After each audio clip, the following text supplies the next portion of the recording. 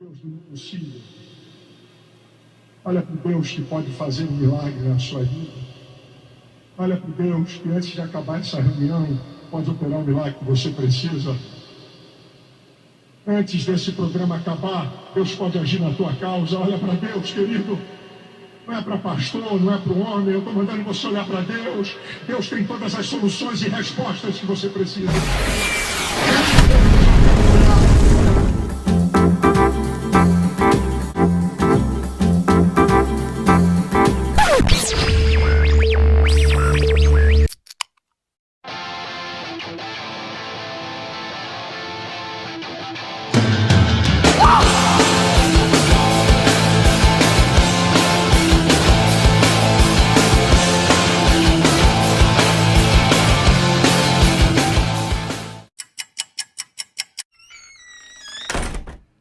Deus e o mané.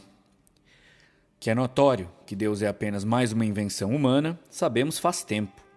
Que ele foi criado em épocas remotas por gente absolutamente ignorante, que não possuía conhecimento suficiente para explicar coisas que hoje são triviais, bem como preencher lacunas e justificar o medo de mortes e doenças até então incompreensíveis, também é de meridiana clareza. Mas, nessa história de religião, existe um ser quase tão antigo quanto Deus e que sempre é injustamente esquecido. E esse ser é o mané. Digo que ele é tão antigo quanto Deus porque surgiu no exato momento em que o inventor da esparrela sagrada a contou a alguém, e esse alguém acreditou. Aquele foi o primeiro mané. Esse mané contou a outros manés, e o resto da história vocês já sabem. Notem que sem o mané, muito provavelmente, Deus sequer seria lembrado odiernamente, vez que Deus não faz nada mesmo. Sem o mané, Deus perde toda a sua necessidade.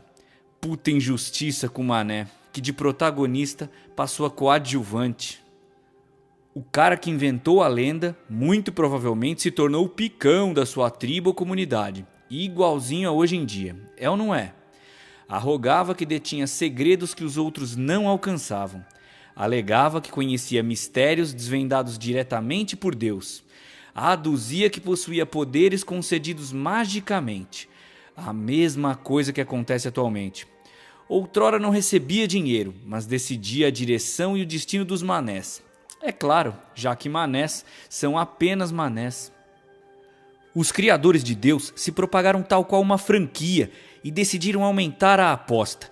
Costuraram roupas e títulos especiais para não restarem dúvidas que são diferentes dos manés. É cristalino que não querem ser manés. Por que quereriam? Passaram a se chamar padres, bispos, cardeais, pastores, rabinos, papas, monges e por aí vai. Tudo para mostrarem que não são os manés. Isso precisa ficar claro acima de tudo. Um mané não segue outro mané, a não ser que ele seja assim ordenado por alguém que não seja mané.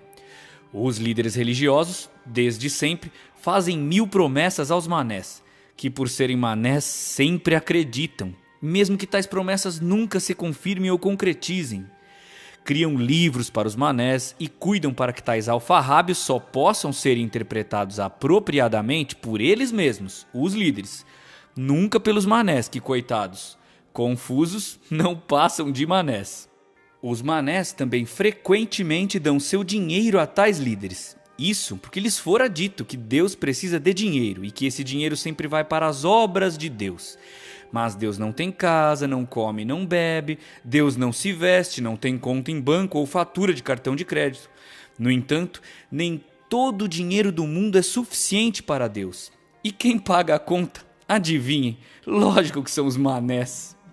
Para piorar a situação dos manés, os líderes religiosos inventaram o pecado, algo criado para trazer mais culpa para o mané, e dizem que o mané pode pecar até com um simples pensamento, e que tal pensamento pode levar o mané a experimentar uma eternidade de sofrimento e tortura. É claro que quem oferece a solução para sair de tal enrascada está no alto do púlpito, e é conhecido por um daqueles títulos diferentes a que me referi.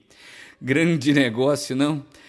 Os manés se sentem tão culpados que entregam até o que não têm, chegam a fazer guerras e matar outros manés que acreditam em um Deus diferente. Lógico, vez que manés são manés. O irônico é que esses líderes religiosos não acreditam genuinamente em Deus. Apenas dizem que acreditam, pois não são manés. Só os manés acreditam. Os líderes religiosos são justamente os maiores pecadores. Se corrompem, dão guarida a pedófilos, vendem bênçãos e milagres e vivem, em boa parte das vezes, uma vida nababesca, patrocinada, obviamente, pelos manés. Em todas as oportunidades em que são apertados e alguns manés humildemente lhes pedem explicações, os homens santos empurram o problema para Deus. É a vontade de Deus, foi Deus quem decidiu, olha, Deus me enviou nessa missão. E os manés, como sempre, engolem. Se não engolissem, não seriam manés, não é verdade? O genial da ideia da religião é que não importa quais regras absurdas e sem sentido você invente, elas não podem ser comprovadas e quem as cria sabe bem que os manés são manés. Pronto, não precisa de mais nada. Existem manés de vários tipos e que acreditam em imbecilidades diferentes. Mas isso é irrelevante, porque acima de tudo, o mané é um mané. Faz parte da sua natureza acreditar. No momento em que ele deixa de acreditar, deixa de ser mané, ora. E é por isso que quem vende a ideia tem que constantemente lhes lembrar o quão manés são. Lhes dizer que devem ter orgulho de serem manés. Aliás, esse é o único e real trabalho deles. Manter o mané quieto. Fazer do mané o melhor mané possível. Dizer àqueles que já são manés que Deus ama os manés e que quanto mais manés, melhor. Basicamente, essa é a essência de toda a religião. Não importa qual e não importa que dogmas apregoe. Existem os líderes religiosos e existem os manés. E isso basta. Para suportar tudo isso, alguns religiosos criaram a teologia, a fim de fazer os manés pensarem que eles, os líderes, são eruditos e especiais, e que compreendem coisas que os manés não poderiam. Mas isso é apenas mais um truque para iludir os coitados dos manés. Outra artimanha dos líderes é usar termos genéricos e subjetivos, similares aos usados em cartomancia e prestidigitação. Quando os manés fazem perguntas mais complicadas, eles respondem coisas do tipo: é uma força, é uma presença, é algo maior, eu sinto dentro de mim, os caminhos são misteriosos.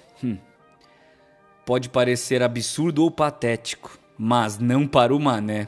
O mané se conforma, aceita qualquer coisa, mas não se pode culpá-los, afinal, são manés. Os líderes religiosos, ao mesmo tempo em que enriquecem e comem a bunda dos filhos dos manés, se banham em masturbações filosóficas, que é evidente, não dão em nada e nem poderiam. Deus nunca as confirmou e nem irá. Os líderes sabem disso, os manés não. Foram construídos então ícones inatingíveis, como Agostinho e Aquino. Filósofos de renome são trazidos à baila para contradito debate, como Kant, Humes e, finalmente, a falseabilidade de Popper. Mas quem matou essa charada toda foi um humilde cantor e compositor pernambucano, radicado no Rio de Janeiro, chamado Bezerra da Silva, e o fez com apenas uma frase: malandro é malandro e mané é mané. Tal assertiva resume brilhantemente toda a essência e condão religioso. Por mais que os líderes religiosos batam o pezinho e se mordam, você pode até perguntar, mas onde está Deus nessa história? Eu respondo, simples, aonde sempre esteve, em lugar nenhum. E se você duvida disso, talvez seja mais sensato tirar Deus da questão e começar a se preocupar qual tipo de pessoa realmente quer ser, porque ao que tudo indica, malandro você não é. E malandro é malandro, Texto mané, mané. de H.P. Charles.